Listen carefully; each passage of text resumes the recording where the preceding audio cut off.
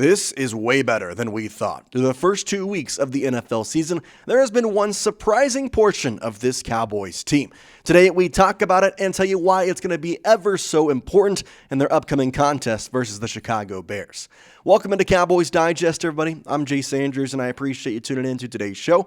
Hope you're having a wonderful day wherever you might be watching this. And before we get into the show today, I have a request. You see, we are closing in on 7,000 subscribers. It would mean the world to me if we could hit it by the end of today. I know we are so close, and if you have been watching this channel for a bit, didn't know if it's time to hit that subscribe button. Today is the day, my friend.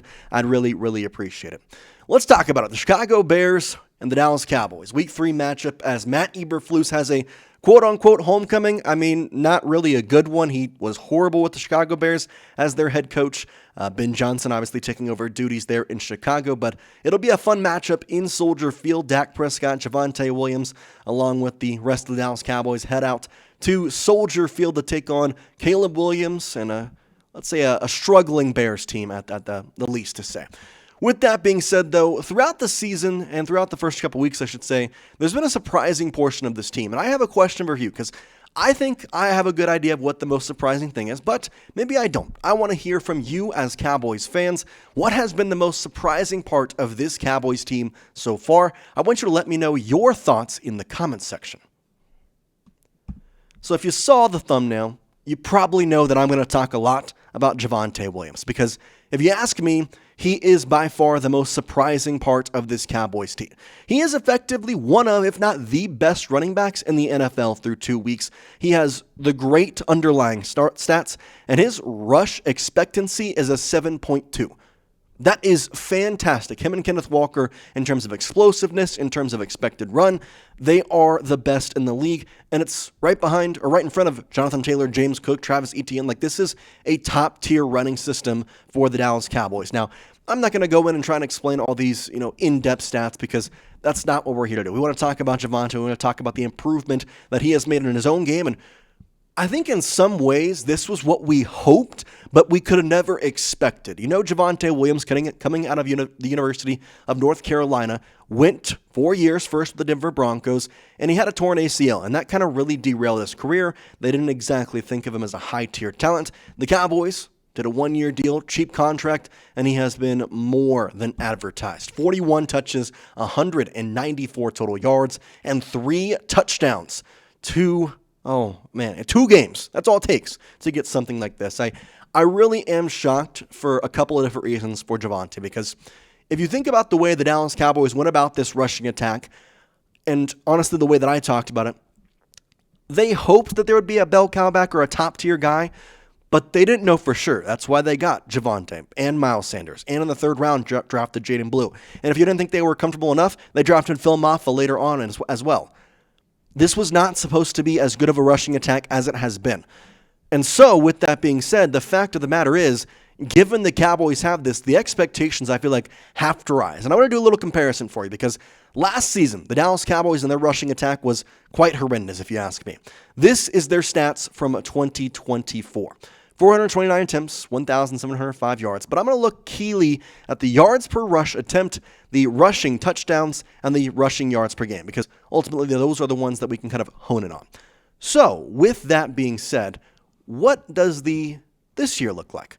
Okay, we're 2 games in, mind you. 2 games in. 27 more yards per game. They're at 5.1 yards per attempt, so an extra whole yard, 0.1, and at 4 rushing touchdowns. They have 2/3 of the amount of rushing touchdowns they had the entire year last time in legit 2 games. And that is highly credible to Javonte Williams, who has 3 of those. Miles Sanders has the other this past week against the New York Giants. Now, has it been the most pretty games? No, it has not. But I still think if you look at the talent the Cowboys are showing and the all-around gameplay of this team, you really do like everything you're seeing. You got 2 games played for Dallas Cowboys, Javonte Williams, 151 yards. Last year, played in 17, had 513. His average yards per rush is 4.6. That's the highest in his entire career. Forget going back to his rookie season when he was a highly touted running back. I don't know what has happened. I don't know if it's been a change of scenery. I don't know if it's been a motivational factor, but all I can say is it's fantastic. And this is the point I try to get at. The fact that we are doing this 2 weeks in and are about to face a Chicago Bears team that does not do well against the run, the pass, or any sort of defensive metrics, because their head coach is Ben Johnson. What a shocker. I think it's a very good thing. And not to say Matt Eberflus is going to have any indictment on what the heck the Bears are going to do. But he knows Caleb Williams. He knows DJ Moore. He knows Rome Odunze. He can better defend against them. He can better game plan against them. And I've been very critical. I think his schemes have been horrendous, and I don't think he's a good defensive coordinator. But this is the week that I need to see something. With that being said, I want to go back to the offensive pressure, or rather, the offensive mindset, because we talk about Chicago and their defense, it's really bad. Brian Martin, blogging with the boys, says this: Chicago is currently allowing 148.5 rushing yards per game, which is great news for the Cowboys' rushing attack. Both Williams and Miles Sanders could have big games this week, and maybe even Jaden Blue if he's part of the game day roster for the first time this season, end quote. As we have Jaden Blue in the discussion, I want to address a comment I saw yesterday on one of our videos. Talked about Jaden Blue. I said that the Cowboys have not trusted him. And one of the comments said, well, didn't he have an ankle injury? Like, isn't that the more the reason? He did have an ankle injury. He was.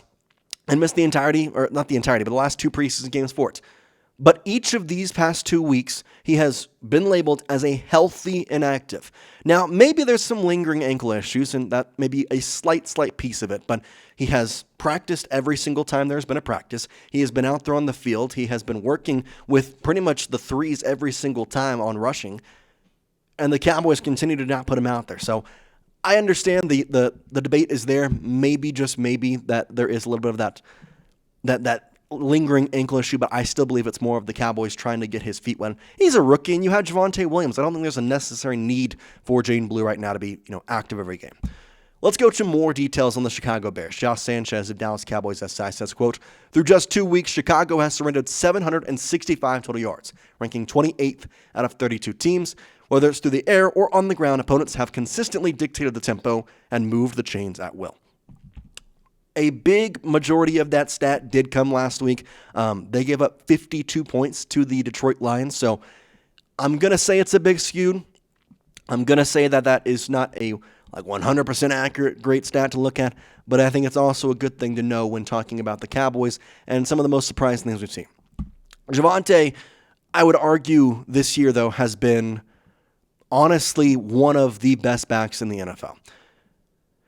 He ranks top 10 in pass pro, elusive rating, yards after catch, and a PFF grade.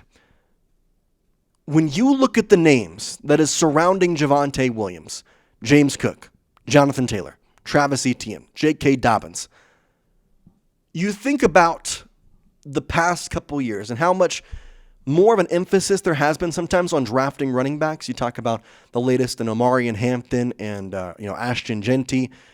This is pure proof that running backs, unfortunately, whatever you think, but are one of the least valuable players in the NFL because they don't.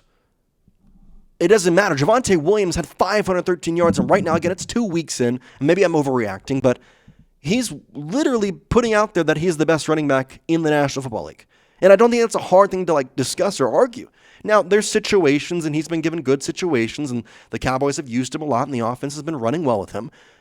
But that still doesn't process the extra stats, the deep diving stats. You talk about pass pro, elusive rating, just the things that you can't measure by how many yards you got. Because a lot of the yards, all that stuff, that can be dictated sometimes by your offensive line, which huge credit. Brevin Spanford has been one of the best blocking tight ends in the NFL, and the offensive line for the Cowboys has been very, very good. That deserves a huge credit and deserves to be mentioned because of how well Dak Prescott has been protected. I know 3 sacks, but again, I contend that more to Dak buying more time than he should have.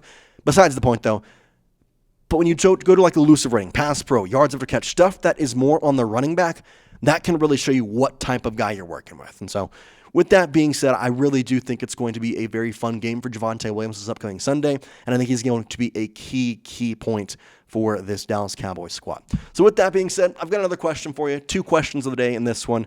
I want you to predict Javonte Williams' stat line this week versus the Bears. If you could put your answer down in the comment section, I really appreciate it. See what y'all are thinking about this one. But let me know down there, and I'm curious. If you ask me, I'm probably going to say it's a 2-touchdown game for Javonte. I think this is probably going to be a lot more similar to the Giants game than the Eagles game, where it's going to be a pretty high-scoring contest, especially from what we've seen from the ability of the offense for the Bears. I mean, they have the right talent and players, but just haven't been able to, collectively put it together. So we'll see with that. But I really do think this is going to be a pretty good shootout. We'll see if the Cowboys defense, though, can get something going, especially with the addition of Jadeveon Clowney. We'll see, but I think for Javonte, I'm saying 2 touchdowns. I'm going 101 yards on the ground and 27 yards in the air. Why not? That's what I got for you here today. We appreciate you joining us, and we'll see you next time here on Cowboys Digest. Peace out, guys.